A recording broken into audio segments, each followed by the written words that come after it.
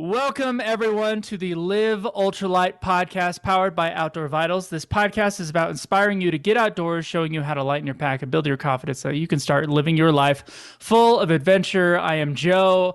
I am here today with Tayson, and we are going to be talking to Bryce Newbold, who is How's a it pack. going? Yeah. Welcome to the show, Bryce. I jumped the gun. Hey, how's it going? Happy to be here. All right. So Bryce is a backpacker and ultrarunner whose self-titled YouTube channel has over 24,000 subscribers. Congratulations. On his channel, you can find videos offering backpacking advice and also videos documenting Bryce on his hikes, including his adventures on the Colorado Trail, which I found kind of a fun playlist there. How are you doing today, Bryce? I'm doing pretty good. How are you guys doing? Great. Doing well. Where are you based? So I am in the great, wonderful state of Ohio. Nice. Much backpacking in Ohio?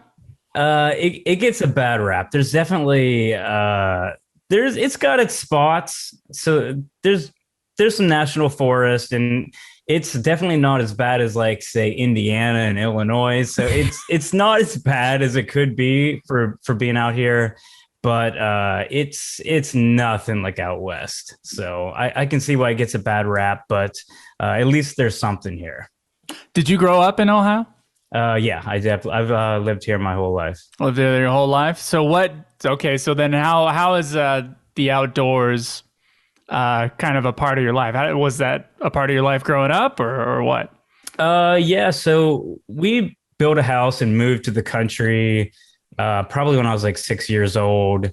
And I just was always out hiking in the woods. And it's funny, I feel like I was always out playing in the woods and camping, and kind of didn't do anything outdoors related because I got into cars and girls and who knows what else. And when I was like 27 years old, I kind of had this urge to like sleep in a tent and go camping. I actually had a buddy that wanted to go on a backpacking trip, and I knew what backpacking was, but I had no knowledge of how to do it or anything about that. And so I kind of just rekindled my love for the outdoors, kind of like out of nostalgia, because I, like, in the summertime, I lived in tents in my backyard, and I was constantly like packing my backpack with a lunch, and like I'd start a little fire in the woods and make some food, maybe carry my BB gun and go on like long hikes in the woods before I even knew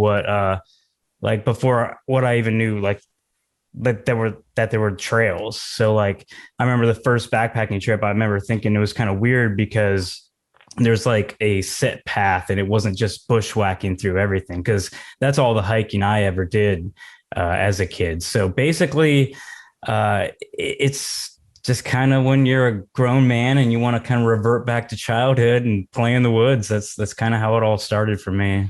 How long ago do you think would you say you rekindled that relationship with the outdoors? I think it was around 27. So it's probably close to 8 years now. Yeah, it'd be 8 years this year. Okay, so for a little while. It's interesting. I've had some guests on here that have done like incredible stuff, and it was like, oh yeah, I got into backpacking 3 years ago. Like, yeah. Like, really? You see that a lot, especially with the big boom in the outdoor YouTube environment. I'd like to think I was one of the first. I mean, I definitely was not one of the first, but whenever I started filming and making YouTube videos, there was not many. There's definitely not like there is now, at least. How long ago did you start that? So I started my channel in, I uploaded a video in 2013, but pretty much 2014. And it was by no means to start a, like what it has become today. It was, I just had a GoPro, I didn't buy it for hiking. I actually, just had it for other stuff. And I took it with me, and just to film my experience and just to be able to look back on my trip and see, like, I don't know, just the beautiful scenery or whatever, I would just kind of walk and film, and I didn't even talk to the camera at all. And I'd get home and I'd put it to some music, make a little music video, just because I've always like really enjoyed like audio and video editing. So I really did that just for fun and just to have a collection of videos. I then put it on YouTube, and I actually didn't talk to the camera for probably 2 years because I just would chronicle my adventures just by putting them to music and making really what I think are unwatchable, boring videos. But it's been a while. So I say I started my YouTube journey in 2016 because that's when I first started talking to the camera. But really, it's been a while. So how much, how big of a chunk of your life is that YouTube channel taking up? It's a lot, probably a lot more than what people think. I think, especially when you really, really go deep down the YouTube rabbit hole, people don't realize what it takes to produce videos. And especially like, I like to try to put out a video a week. I'm actually not this week. I'm skipping this week, but I put a lot of time in my videos, and it's mostly because I really, really enjoy that process. I know a lot of people that backpack and YouTube, they don't really like the editing. I get as much enjoyment from the editing as I do like hiking. So a lot of people say like, oh, you're taking a camera and you're filming out there, aren't you? You're taking away from the experience. But for me, like kind of the high I get from, creating something, it's equally to, my backcountry experience. So yeah. No, yeah, I get that. I gotta ask. I was just looking at your channel. Looks like seven years ago on a video, you had a beard. Like an actual beard. You know what I'm saying? Yeah, what's up with did. That? What happened? I'm trying. Oh, you know what it was? Okay, I remember now. I'm trying to think. Why did I finally cut it? That's right when I stared running. So I had the beard that rivaled yours. I mean, it was down there, and it looked glorious. Yeah, I don't even think you got to see the max potential of it on YouTube. Right. But I remember doing like one or two runs, and I know exactly the run because I can see the picture in my head with us all at the finish line. But I have this huge beard. I'm covered in sweat. It was like 90 degrees in July. And actually, I just had this conversation with somebody, and they told me that they remember me saying like, I'm going home and cutting this thing off. And it's been gone ever since. It's understandable. It could be a lot to handle, especially in scenarios like those. Yeah, it's a little warm. It's a little warm in the summer. How do you handle that, Jason? Is it just the ties? I will either braid it or just put it into like a tie, and then I can get pretty good ventilation, like at least to like my neck and chest. But I kind of had the same thing where I was running and was like, why am I so hot all the time? But you're just so used to having the beard that you don't like. I just had it so long that I don't even think about it. And I literally just grabbed it mid run and like lifted it up, and all this cold air like hit my chest. And I was like, holy crap. All right. This is going into like a beard tie every time. No, I totally can relate to that. Cause I remember doing the same thing. I pull it up like over my face, and you just get that wind. And honestly, I never even thought about braiding it. Like I probably would have did that, but I didn't even know. Yeah. But you mentioned running, and I was as I was doing some dishes last night, I had your channel going, just trying to, get to know you a little more. And there's some, like, I agree with Joe. I'd love to hear more about the Colorado Trail too. But you mentioned in there that you've started to do a lot of running, and you kind of mentioned in some of these videos that, it's a great way to prepare for the backcountry, and you just kind of have adopted it and love it. What does that look like for you? Like, how much are you training? And do you run to backpack, or is it just happenstance that you like running and backpacking? I'm just really fortunate that I'm a runner that backpacks. So I don't run to train for backpacking. Running is honestly equal, if not more, part of my life than the backpacking. So like you said, like how much does YouTube consume my life? I mean, with conceptualizing videos and kind of, scripting out bullet points I want to cover, filming, editing, so much time. Like the last video I just posted, it's like an 11-minute video. I know I had over 20 hours in that video. So huge chunk. But as far as running goes, I've been running at least 3 or 4 days a week for probably like 7 years. It was right around the time I started backpacking, actually, when I started running, completely unrelated. But yeah, it just, it helps tremendously, but it's a completely different entity. Yeah. Well, what about combining them into fast packing? Oh,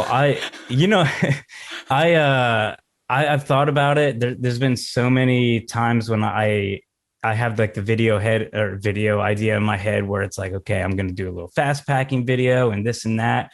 But when it comes down to like ease of filming, that's just not a fun video to make. I mean, any running video is just kind of a nightmare. Just like short little trips when I'll go hike out a little bit, and like those are fun and easy. But if I'm doing 20+ mile days, and I mean, the trip is important. Like I want to have a good time out there, but like I said, equally important, I want to make a sweet video.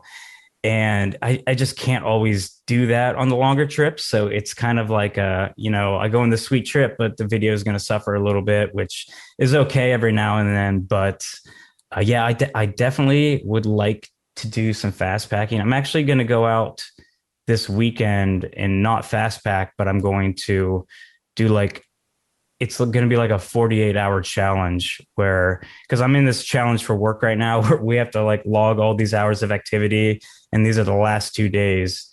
And I'm probably going to do about 40 to 50 miles out there, just strictly walking in 2 days, which doesn't sound that bad. I mean, I might do more, I might do less. I don't know. But it's just that running has just given me this like competitive drive, which I guess I've always been competitive, but it really comes out in the runs.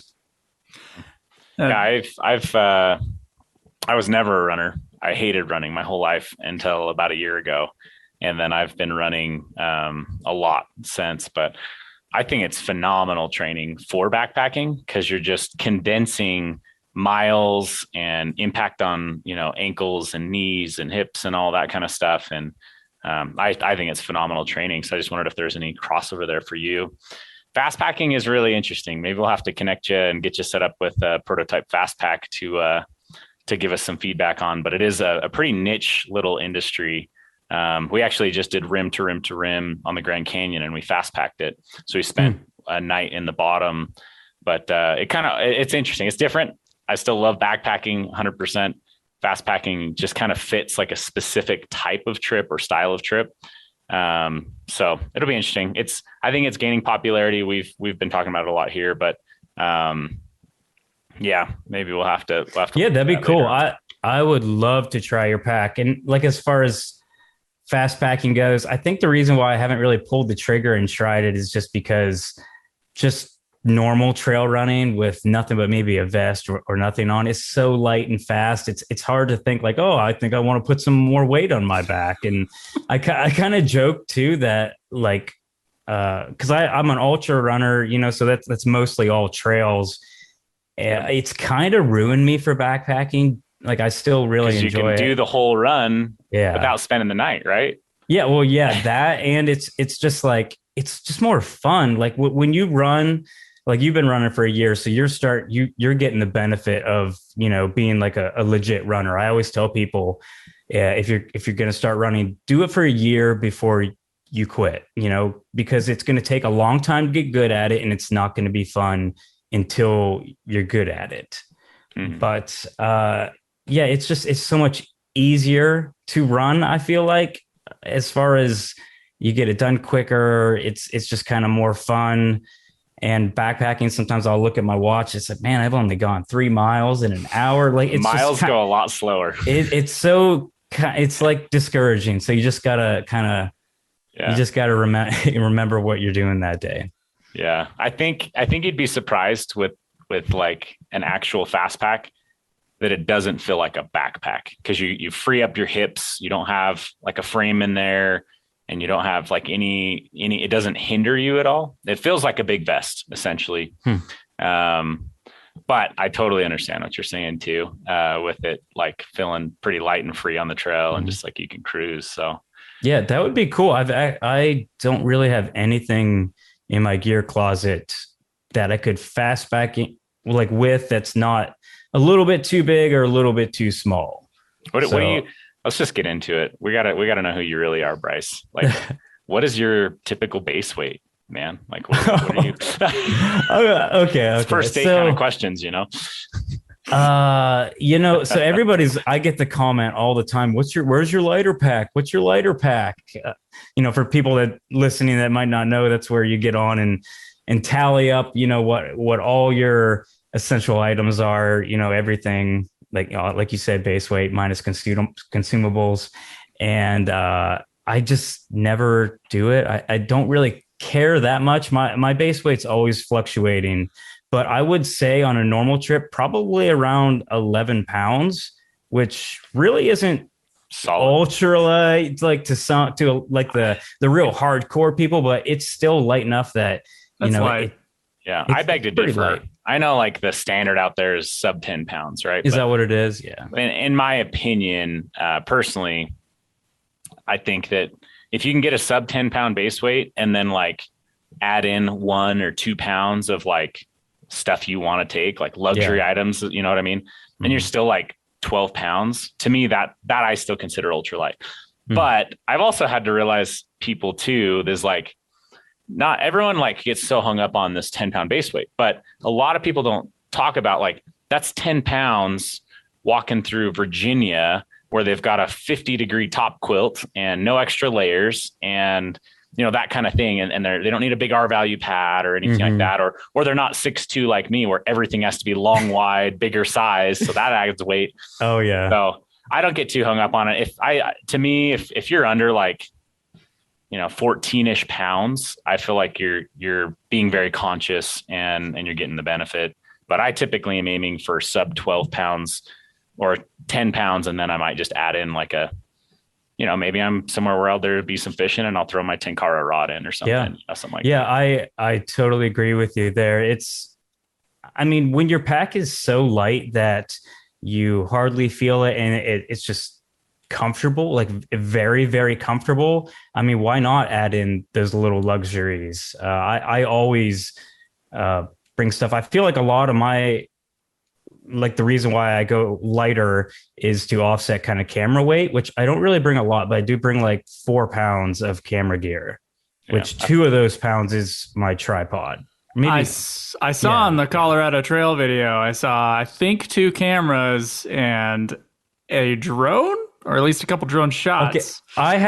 I only had 1 camera, just my DSLR, but I actually, Kevin told me when we were out there, he's like, I'll send you my drone footage. You can use it. So I didn't even have to carry that. Oh, so nice. That was a free weight.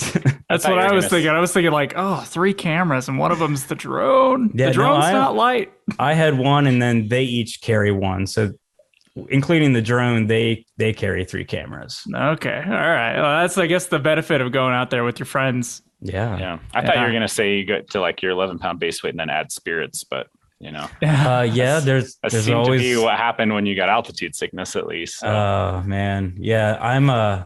We're going out there again in July and I'm definitely doing things different this time. It only takes one experience. I got altitude sickness last year in July on a trip. And I came back and studied a lot and learned a lot. And we actually put a video out a little while ago about, the tips and things I've learned about that. Because it sucks. I got altitude sick on the first day and then had to do another like 40 or 45 miles, to finish the trip and not being able to eat anything, drinking as much as you can, but it's not much. I actually was curious when yours only like 1 day and then kind of went away. Did you guys end up dropping in elevation? Is that part of what helped you out to bounce back from it? Initially, yes, but it did kind of come back. So I felt the elevation out there. Before we even like got to the trailhead, I was feeling it. Like I knew something just didn't feel right. So we landed in Denver, which I live at 900 feet elevation here. So we landed Denver, which is like, 6,000 feet. We spent the night at this dude's house. We drive to the trailhead, which is 9,000 feet, and immediately climb up to 10,000. So, what is that? Less than about 12 hours off the plane. We're already at 10,000 feet. We then hike in. I'm like, we're out there with the brewmaster, like he owns a brewery. He's got all these craft beers. So like, we're bringing craft beer with us. So the very first break, I crack one open. I'm like, I'm on vacation, dude. I'm having a beer right now. Plus, it'll help my pack weight. It was very, very heavy on that trip. So that was that was a really bad call. And then we cruise up to 11,000 feet. And this is all the first day. We cruise up to 12,000 foot. And then they crack open, we're going to have a pass celebration beer, a pass beer. So I crack one open there too. So stupid, especially since I was already like, they already knew I was kind of dogging behind, which I don't really ever get super tired on the trail. Like being a runner. Yeah. It takes a lot to really get me down, but I was struggling before that pass beer. And then right after that, I was just like holding my head down, just trying to get to camp. And it was horrible that first night. Definitely couldn't eat. I remember trying to eat a goldfish cracker and I couldn't even hardly chew it. couldn't eat anything. And then like, what the hell did they put in these beers, man? But yeah, no kidding. But to answer your question, the second day we dropped down a little bit. We dropped back down to 10,000 and then I think maybe to 9,000. So, and I felt like it helped. I don't know if it was just in my head. I'm like, we're going down. Thank you. But I would say you're pretty lucky because dropping to 9,000 is, typically you got to drop, down into like 7 or 6 to start recovery from it. Oh, okay. That's probably a big benefit of you just being a runner and being strong and stuff to be able to maybe. Yeah. So back at 9,000 feet still. The funny thing was, so we cruised around 9, 10, maybe 11,000 for the next couple of days. And I actually felt like I felt it in my head. Like a lot of people say, like, you think elevation, low oxygen, it's going to be all your lungs. Which that was my only concern going out there. I'm like, I'm a runner. Like I got iron lungs. These things are fine. But it was all head. It was all up in my head. And the third day, it came back slightly, nothing like the first day. I could eat, I could do everything, but it just felt goofy. And it went off and on like the whole trip. And like the very last day, or maybe it was the second last day, I don't know, but I started feeling it again. Luckily, when we summited Mount Elbert, which is 14,300 some feet, I felt pretty good that day. So I lucked out on that one. Mount Elbert is one of my 2 instances of altitude sickness. I could not summit Mount Elbert. We camped at the bottom at that campsite that's at like 9,000 feet or whatever. And then we went up there and I was about, I don't know, I was a quarter mile away from the end and I just was so sick and dizzy and like almost having like a panic attack kind of symptoms more than anything. Like suddenly I was afraid of heights and I was never afraid of heights before, like in the same way. Like it was awful. So I see you guys going up Mount Elbert. I'm like, God. Yeah, I believe that when you're experiencing that issue, which, everybody has their first time getting altitude sickness. It would probably be a shock to a lot of people, and it would kind of put you in kind of a panic because it's a weird feeling. I've never felt anything like that before. We just got our plane tickets and we're going back out there. We're not even sure what sections we're doing yet, but and I told them because when they asked me if I wanted to go, I'm like, are we like acclimating this time or like what? Because I don't want to do that again. But we are going out again. We are not acclimating. We're doing pretty much the exact same thing. But I think I was a little dehydrated. Yep. Actually, I think I was pretty dehydrated. My pack was super heavy. That didn't help at all. And I'd actually just ran my 100 miler like a week or two before that. And I don't know if that had anything to do with it. Like Kevin told me in the comments, he goes, "Don't run a 100 miler the week before we go or whatever." Yeah. But it was just, I feel like there's a lot I can do different this trip. So I'm pretty confident that's not going to happen again. What are you going to do different? I'm curious. What's your plan right now? I'm going to drink a ton of water. I'm going to drink a ton of water for sure. That's my number one thing. And I mean, you're a runner, so you got to know something about electrolytes. Yeah, definitely. Because I didn't do any of that. I get a little cocky sometimes because I've done some pretty crazy runs where it's like, when I look at backpacking, I don't really have to train because I'm already trained for running. I don't prepare for backpacking hardly at all because, in my head, it's not going to be anything like running a 50 or 100. So it's just like, I'll just wing it. I'll drink a beer within an hour, but I'm definitely going to cut out the beer. I'm cutting out the beer at least for a couple of days, but that's the game plan. More water, electrolytes, and no beer. Is it your friend? Is it who has the brewing company or works at the brewing company? Yeah, I mean, he's a friend now. That was the first time I met him out there. So he's got a brewery down in Columbus, Ohio. So the Shills actually introduced me to him. Oh, I would have thought it was a Colorado thing. They're very famous craft brew scene over there. One would think, but he has family out there too. So they had a house out there that we stayed at. But yeah, they're a Columbus-based brewery. Okay, nice. Cool. Yeah, I think you're on the right path. I mean, I think the two easiest things to remember is just like limit the amount of stress on your body. So like even things like good sleep or don't run a 100-miler, or your body's still struggling to recover, that kind of stuff. Just any kind of stress on the body that you can show up as fresh as you can. And then the biggest thing I see is hydration. People don't realize when they're up that high, there's wind, there's sun constantly, and they could be sweating a ton and never get wet. Like their shirt would never get wet and they don't even realize they're sweating. So it's big. Like when we just did the Grand Canyon, that's not really an elevation thing, but like I drank 12 liters of water. I counted them in one day. And I don't think you need to quite do that, on a backpacking trip, but like it was funny because as we were hiking out, this kid's like, "Do you think I could go to the bottom and back out?" And we're like, "Well, we don't know you or your physical capabilities." And he's like, "I can walk." What did he say? "I could walk 30 kilometers in the city just fine." And I'm like, "I don't know if you should still do this, And he's like, and we're like, "Do you have you need a lot of water. Do you got water and stuff?" And he's like, "Oh yeah, I got a ton of water. I got these 3 Gatorades."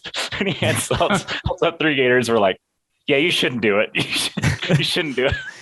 Yeah, that's an environment that I pretty much have no experience in. Yeah. I hiked in Canyonlands and it was so foreign to me.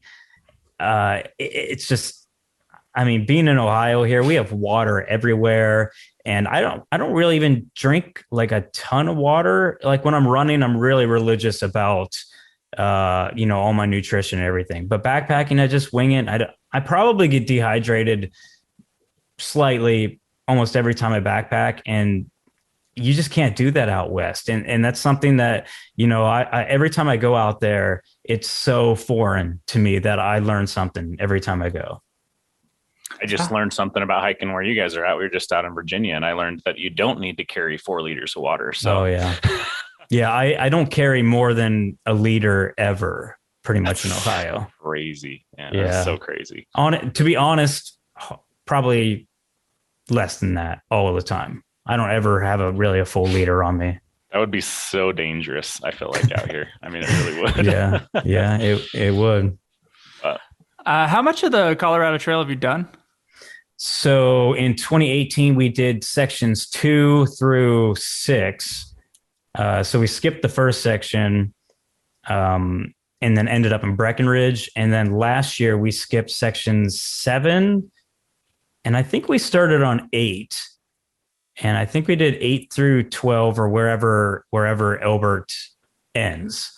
So basically, I've been tagging along on those trips. So Shill Brothers that I go with, they plan the trip. So Shill Brothers has a YouTube channel, right? Yeah. Okay, that sounds really familiar for some. Show Brothers Outdoors. Yeah. Very So cool. is your goal to finish the Colorado Trail? I mean, for those that don't know, I believe the Colorado Trail is a 450-mile trail, right? hmm Something in that range.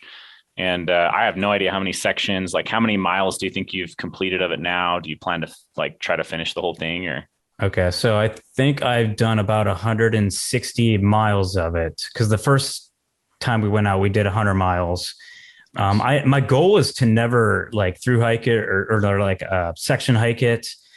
But now that we're going to go out there and bang out another section, I mean, it's looking like that might happen someday. The only thing logistically that's going to suck is we've skipped sections now. Yeah, So gotta go back one of to these this. days, yeah, once we're done with all Cleaning the up sections. yeah, once we're done with all the cool stuff, we got to go back and do Waterton Canyon, like the flat first section of it. And kind of in my head, like I've actually thought about this and I think like, oh, I'll go back and I'll just run that section and then I'll have someone pick me up and then I'll, like fast pack or run like section 8, whatever. So I think if we get closer to the end, I might try to, do the sections that we skipped, but I really have no plan on through hiking strictly because there's just so much cool stuff out west.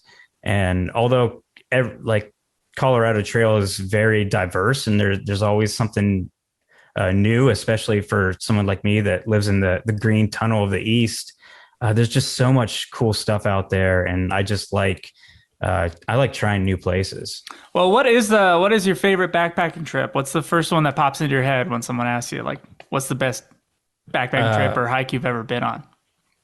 That'd have to be Oregon. So, and it's weird because it like holds a special place in my heart because I did it solo, and that just completely changes the whole dynamic of a hike when you don't have anybody to joke around with. It's just a completely different atmosphere whenever you're by yourself and you have nobody to look after you. You got to have your own back. So I had to do so much more planning just for every bad scenario, and even out there just being in a completely foreign landscape because I had never been to the West other than that first Colorado trip when I went out there and did this solo.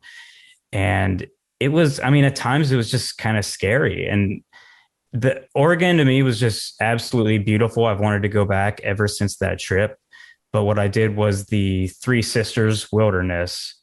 And that's a 60-mile loop. I got out there and it's different when you have people because you stop early for camp and have a good time. But I found, and I really didn't realize this till I did that trip, but I just wanted to hike more and more and more because I get to where I was going to camp and it'd be 3 or 4 o'clock. And I'm like, man, I'm just going to, what are you going to do? What am I gonna do? I love the outdoors, but I mean, even I'll get bored out there and I don't really listen to like audiobooks or anything like that. So I did the 60-mile section with the South Sister Summit in 3 days. So I only camped out there 2 days. So that was 20 plus miles a day. And then I went to Bend, Oregon, went to the brewery scene, got a hotel room for the night, and then immediately went up the next day to do the Timberline Trail around Mount Hood. Sounds like a good trip. Yeah, that sounds awesome. That one was that's the one that really sticks with me because going into a 40-mile loop around like a mountain like I've never seen before, not on fresh legs at all. I was actually very, very blistered. In the videos I talk about how I was gimping for the first like 2 days. It was it was sketchy. Some of those water crossings, they say you're not supposed to hit later in the afternoon because the glacier runoff, the glaciers will melt and the water crossings get pretty treacherous. Well, when I was on the northern section of the loop where you cross about, I want to say 4 to 6 of these water crossings, the majority of them, it was pouring down rain all day. So they were frightening. I mean, there were certain stream crossings where I stood there for probably 5 minutes, just getting like the courage to go through the water or to jump over rocks or cross trees. I remember there was this big round tree that was just like, so safe to walk across and wide, but the water was so high, it was almost up to the top of it. And it's like the water's going over the top of the tree. And I mean, it was white water and it was scary. I mean, I don't even know if it comes across in the video. I know at some point I said like, all right, I gotta camp because I just can't mentally take another stream crossing because it was one right after another. And, luckily the next day it didn't rain and they weren't so bad, but that trip, just the beauty in general, going through the big, huge pine trees like I've never seen. And it was all foggy on the third day. It was just absolutely gorgeous views like I've never seen before. And that one sticks in. That's my top number one trip. Definitely. What's like a bucket list trip? So I've had the Wonderland Trail in Washington on the radar for a while, just because I liked Oregon so much. Like I got to go back to the Pacific Northwest, and I was really planning on doing that this year. You have to get a kind of hard to get permit. You have to enter a lottery to do that trail. There's a loophole though. If you go out and do a walk on, you can get permits sometimes. So my plan was to enter for the permit, but then have actually, no. It wasn't to enter for the permit. Like I entered the permit or entered the lottery, but never got it. My plan was to fly out there and try to get a walk on to do the Wonderland Trail, but then have a plan B. So if I didn't get it, I would still have another trail, Pacific Northwest. Like it can't be bad. Like it's beautiful out there. So I was going to have something else planned. And I was actually about a week away from planning that. And a guy reached out to me that has another smaller YouTube channel, and he got a permit to the Core Enchantments in Washington, which is like once in a lifetime. I think like you have a less than 4% chance of getting this camping permit. You can through hike through the area, but you just can't camp in the enchantment core. There's 5 enchantments. The core is the hard one to get. So he invited me on that, and I thought about it for a few days. I'm like, this is just gorgeous. So I threw the Wonderland Trail plans aside, and that's where I'm going to be going this coming August. It's awesome. You going to be making a video about it, I assume? Oh, yeah. Oh, of course. Probably a few out there because the section is actually pretty small. I think it's only like a 22-mile section, which was I was kind of on the fence because I'm like, man, flying all the way out there, only 22 miles. I mean, I like beautiful scenery, but I also have this like competitiveness in me that's like, oh, I want to do more. I want to do 100-mile trail. I want to, make it worth my while. So it took a lot for me to come to terms with only doing 22 miles out there. But I mean, from the pictures I've seen and the videos I've watched, it's just going to be absolutely gorgeous. And I'm just going to take it a little bit slower. I'll probably film multiple videos out there. I'll have lots of camp time to, play around, shooting stuff, and just enjoying an area that, I'll never get to camp there again. It's that hard of a permit to get. So our audience really loves gear stuff, and this is kind of like the last thing I'm going to ask you about. Tayson, if you have any questions, you can bring them up. But what are like your main is it your big 3? It's like your backpack, your sleeping bag, and your tent. What are you using these days? So right now, as far as tent goes, I've been using the Six Moon Designs Deschutes tarp. And then I use the Serenity net tent in there. So it's kind of like a lunar solo, except it's 2-piece, and you have a lot less room because that one person bug net is tight. I can see so many people not enjoying that, but I really like the shelter because I can keep the inner dry whenever it's raining. And I've been enjoying that. It's pretty lightweight. For the backpack, I've been using I have multiple light AF backpacks. Right now I'm using a 35 liter with their new Ultra fabric, the Eco Pack fabric. And I really like that. I think 35 liters is like my sweet spot. The 40, I always had a little bit too much extra room, and the 35 is it's just perfect, I think. And I guess for sleeping bag, I use hammock gear quilts. So I have a 0, 20, 40 degree, and I use the econ version because they're cheaper, and I'm a budget guy. And I mean, really, they're just the best value, I think, for quilts. You know, no offense, Tayson, but I've never tried an Outdoor Vitals sleeping bag, but I know as far as quilts go, the econ hammock gears, that they're great. All right. Tayson, you have any questions for Bryce? I'm sure I do. Yeah, I think it's all pretty fascinating. I think just to learn about you and whatnot.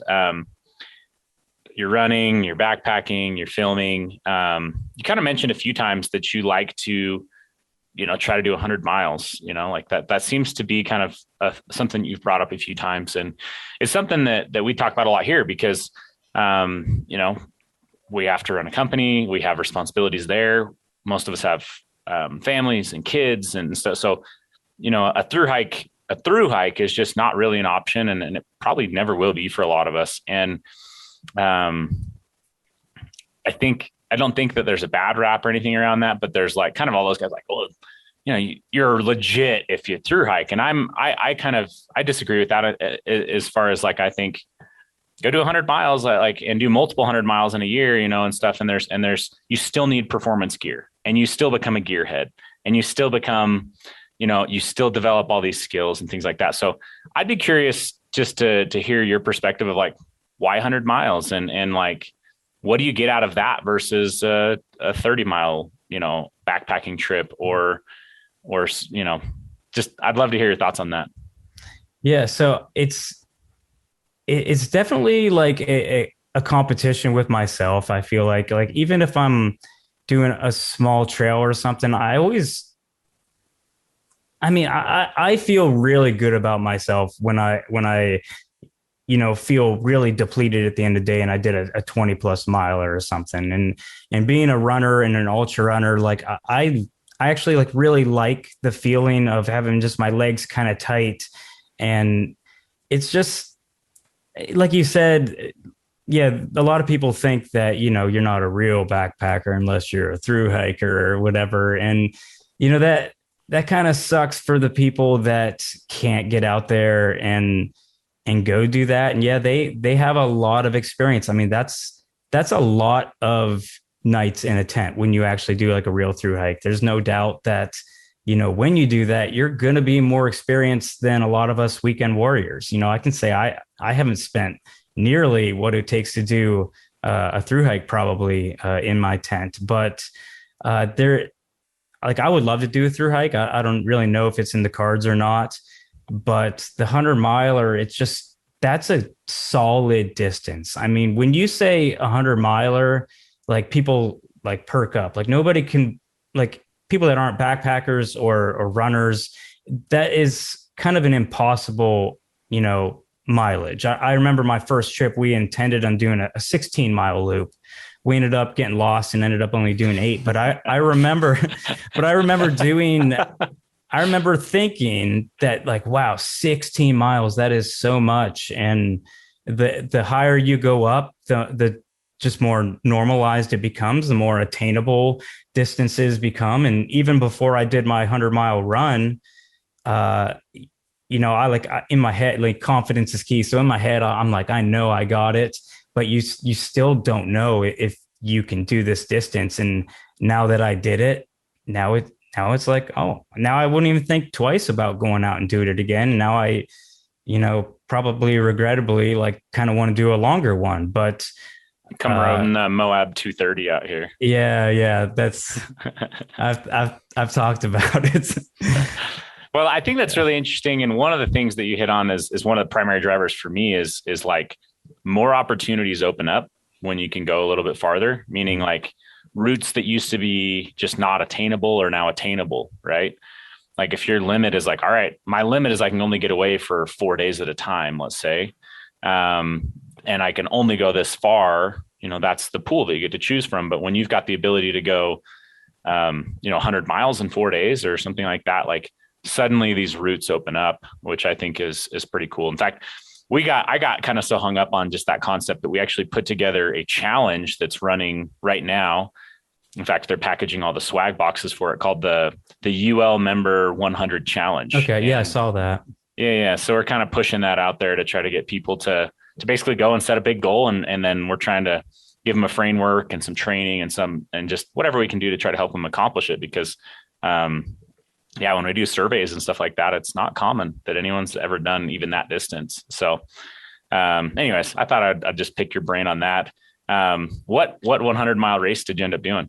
I did Mohican, which is it's one of like the first 5 100-milers in the country. I think it's one of the oldest ones, but it's not easy. It's not easy by any means. It's I think the hardest 100-miler in the state. The reason why I picked that is because I actually paced a guy that did it like 2 years prior. And I mean, I love Mohican. I backpack out there all the time. I know those trails. So it just kind of seemed right that was going to be my first one.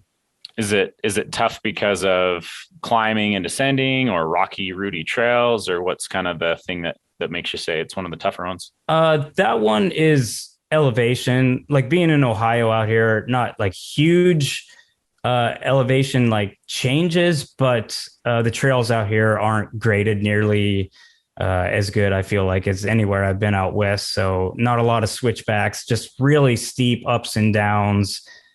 And it was just a tough course altogether. Yeah. So I signed up for my first ultra. So I'm just kind of curious on this. What distance are you doing? I'm doing a 70K. So it's like 43, 44 miles. But I didn't do it very wise because I know the mountain that it's on. It's on the Tushers. And that was also the mountain I got elevation sickness on. So I think that I have a problem with like wanting to go back and like conquer something when I lose, I feel like. Yeah. And so I signed up for it thinking, like I can do that kind of mileage. I've done it before, type of thing. And then as I like pieced together the journey a little more, I realized that there's like it basically starts at around 9.5 or 10,000 feet.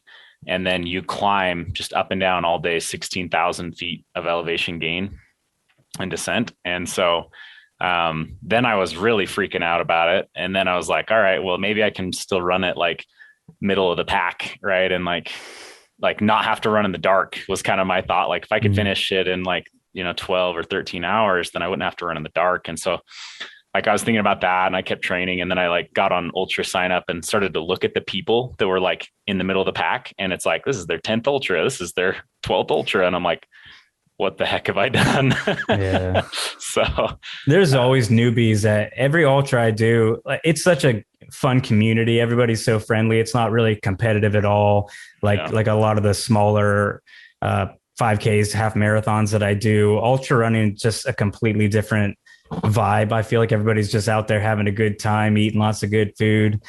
But that's what everyone says. Yeah, there's always new guys. I always run into new guys out there, and it's cool to see people getting into that sport, because it seems so unattainable to people. But I really think, once you start running, you get into it. Like I really think anybody can do an ultra. It's you do a lot of walking. You walk up a lot of hills. Like even the pros, they don't run all of that. Yep. Yeah, I think that's going to be part of, really the last like training block that I'm doing before it is going to be a whole lot of power hiking, I guess you could call it. And just getting to elevation and just climbing a lot of elevation. And so I have done a lot of hiking, thankfully, and I've done a lot of big days hiking. So it may turn into an ultra marathon of power hiking. Yeah. I can't recommend walking training enough, because that's honestly what took me down. I did my first 50 miler. I swear it was I was power walking after I couldn't hardly run anymore. And it just like was pulling my groin muscles, and walking actually, it takes a lot out on me. So I do a lot of, run walking training. And then I focused a lot on like time on feet training. So it didn't matter how fast I was going, whether I was walking, running or not. It just wanted a certain amount of hours that day. And then you definitely want to throw in some back-to-backs in there too. Yeah. Yeah. Well, you can watch me either finish or fail miserably, I'm sure, on our YouTube channel. I'd love to see it. I'll come back to you for more advice on that. But yeah, man, I'll help you out if you got any questions. I mean, I know a thing or two. My video I've been planning all day today, it pertains to ultra running and backpacking. So it might be a good one for you. Speaking to the right person. So I'm all about that. That's a good segue, I think. Where can people find you and your content? So it's Bryce Newbold on YouTube, just my name. And yeah, that's pretty much the only platform I use. I do have Instagram too. I promote every now and then, but I feel bad telling people to go there because I don't really post stuff very often, but just go to YouTube. That's where you'll find me. Awesome. Well, thank you for coming on today, Bryce. All right. Thanks for having me. It was fun. So guys, feel free to send us your comments, questions about backpacking, cool outdoor stories, or ideas for future episode topics. If we think it'll bring value to our audience, we will read it out on the show. You can send them by commenting on our brand new Live Ultralight Podcast YouTube channel, or you can send us an email at liveultralightpodcast@gmail.com. And guys, if you give us an iTunes review, we will also read that on the show. Be sure to subscribe wherever you get your podcasts, iTunes, Spotify, YouTube. Doesn't matter. As long as you follow us and listen to every single episode religiously, we would really appreciate that. Thank you again, Bryce, for coming on, and have a nice week, guys.